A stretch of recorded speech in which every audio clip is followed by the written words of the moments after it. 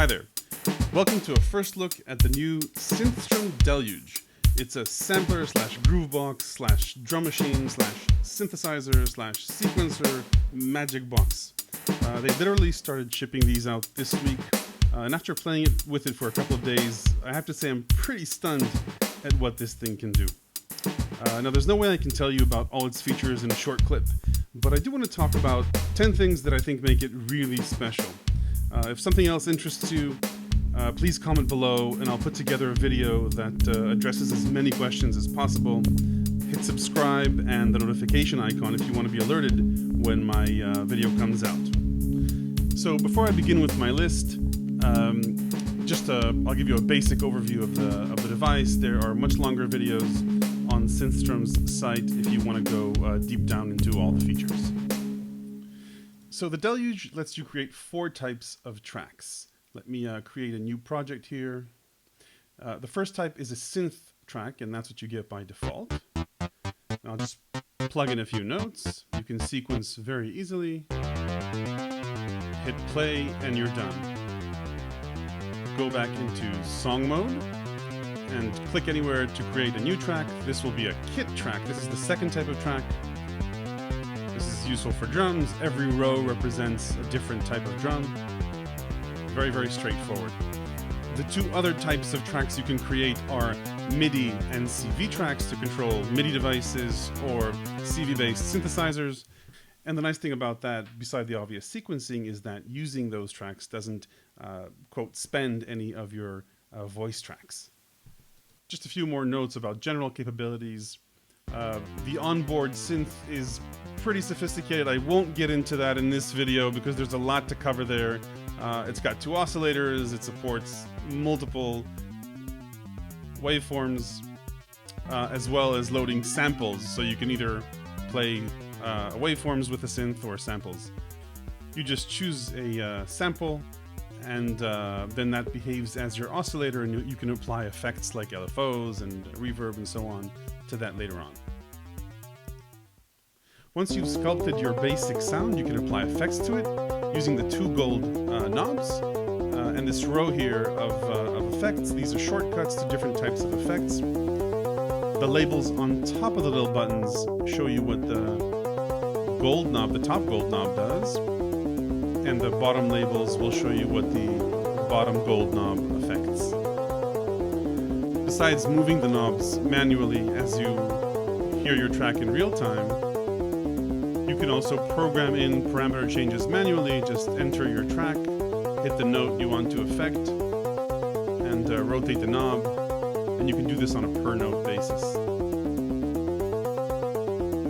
As we circle back through the loop, look at the lights, you'll notice they're changing as the cursor hits the notes. And just to complete the basic overview, in terms of sampling, you've got an onboard microphone that you can sample with. You've got line in, and you've got multiple connectors in the back for gate out, CV, MIDI in and out, line outs, and headphones. So that's it in terms of basic overview, and so far really nice. And again, the synth is amazing, and we need to cover that maybe in a separate video, but not something that we haven't seen with similar machines. So what makes the Deluge special? So number 1, and it's obviously in plain sight, it's this grid. Having 128 pads gives you a really good view into what's going on in your track, or a good look at your song.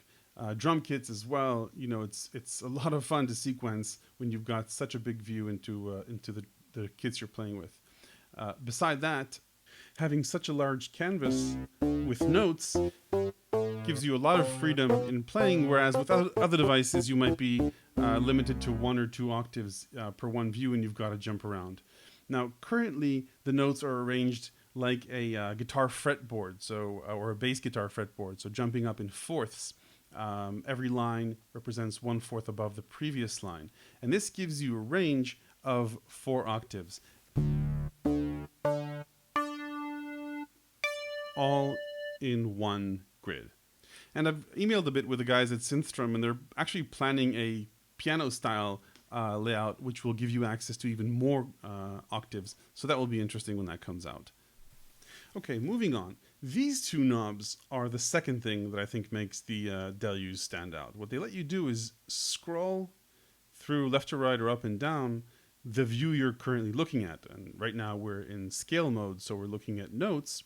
But you can also apply this to the song you're looking at. So if you had more tracks, you could scroll through them. Drum kits as well. You've got your basic notes, but you can have more than just 8 different sounds, and you can scroll up and down as you view the kit and add notes as you wish. The scrolling is super easy and responsive, and is very, very intuitive to use. It works not just up and down, but also left and right. So with Shift and this knob, I can extend my track here by adding one more bar, and then scrolling left and right, I can easily move between the two parts of my track. Now the Deluge takes this flexible viewing capability even further. If you press down on the knob, you can zoom in and out. So here I'm zooming out or in, and zooming in lets you add fine detail beyond 16th notes, and zooming out gives you a really nice overview of what's going on with your track. The next thing that I think is pretty unique about the Deluge is the cross-screen function. So let me create a 2-bar pattern here. This is the first half, first bar, and this is the second bar. Now our view gives us a view into one bar, and we can of course zoom out to see both bars. But if we want to edit in fine detail, we'll need to zoom back in. And I do that by pushing in and turning the knob. Now in most sequencers, you've got to make changes in every 4-bar part of the sequence again and again, and that can get pretty tedious. But with a Deluge, with a cross-screen button, once you press it, every change you make will be done in every single part, repetitive part of the pattern based on the view you're zoomed in at. And that's a killer feature as far as I'm concerned, because I like to change my mind, and it's nice to be able to do that across a long pattern if I want to, and I can always make individual changes later on by turning off the cross-screen function. Okay, on to unique feature number 5, and that is the shortcuts. Now, there's nothing new about shortcuts in general, but what's unique here is the sheer amount of pads and correspondingly the number of shortcuts you have. And that saves you menu diving.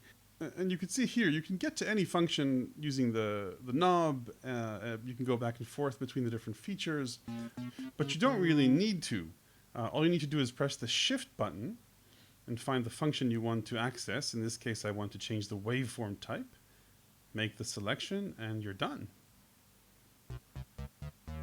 To give you another example, if I wanted to add a noise oscillator, Shift, Noise, change the parameter, and I get a noise oscillator in addition to my other oscillators. Now, at least back when I bought the Deluge, they let you choose if you wanted to have the shortcuts printed or not. Now just transpose oscillator 2 while I'm talking. Yeah. So I don't recommend you get the Deluge without the printed shortcuts. I think that it's so much quicker to use it this way. So highly recommended, get the Deluge with shortcuts and use it to speed up your workflow. Okay, on to cool feature number 6. And that is Triplet's view. Now this is the most elegant and quickest way I've ever seen to add triplets or sequence a 6/8 pattern that I've ever seen. Just hit the button and the columns are split to 3 instead of 4. Super simple, and you can move back and forth between those two modes very easily in sequence triplets or non-triplets as easily as you like. Okay, on to cool feature number 7. And that's time stretch. Let me first show you how this works within a drum kit. So here I sequenced, simple sounds on a drum kit piano roll, but you can also import loops as samples into your drum kit. And once you designate a sample as a loop, placing it on the timeline will time stretch it and adjust it to the tempo automatically. And that's pretty cool, especially since you can make the tempo faster or slower without affecting pitch. And you can change that if you like, if you do want to affect pitch. Pretty nice. You know, you can import a loop you like and play on top of that. And this also applies to samples that you can play with on a scale that you can pitch. So, for example, here, the higher I play, the shorter the sound gets, and that's what happens typically with samplers. And then the lower I go, the longer the sample is played. And that's a link between pitch and time. But you can disconnect this link and have them work independently with shift pitch time. And now it's on link, but I will choose independent, so now they're independent of each other. And now as I pitch up and down, you can see the length stays the same. Now as you can hear, there's sort of like a glitch here, or unintended vibrato.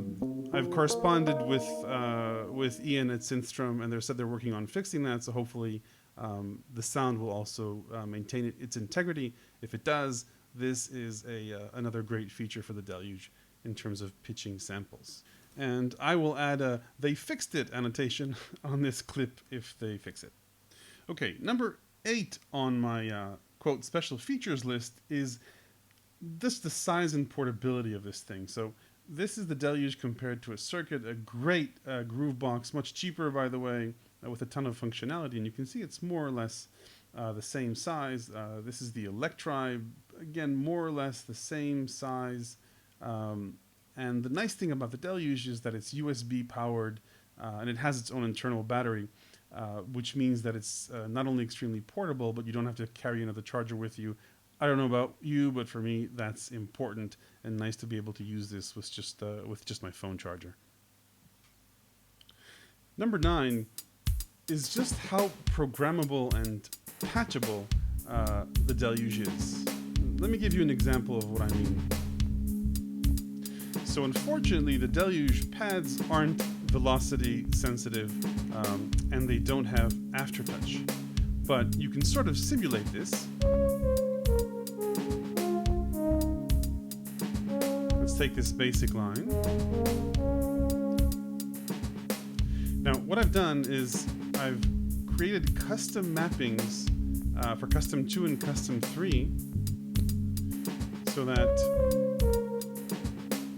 Custom 3 will add vibrato.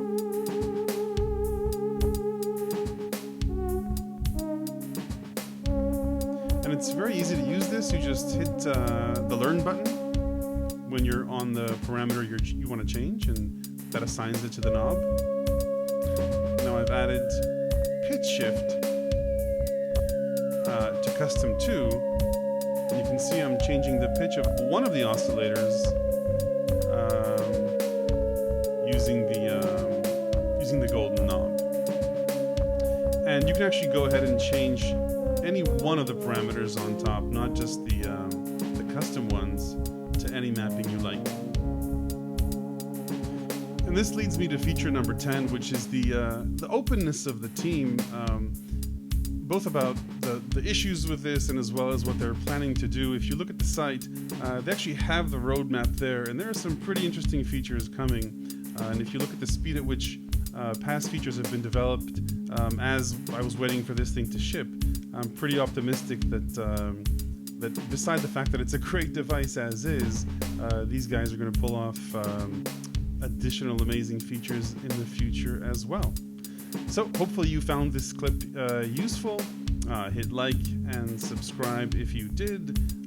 Ask any questions in the comments. Happy to answer any questions about the Deluge. Thanks for watching.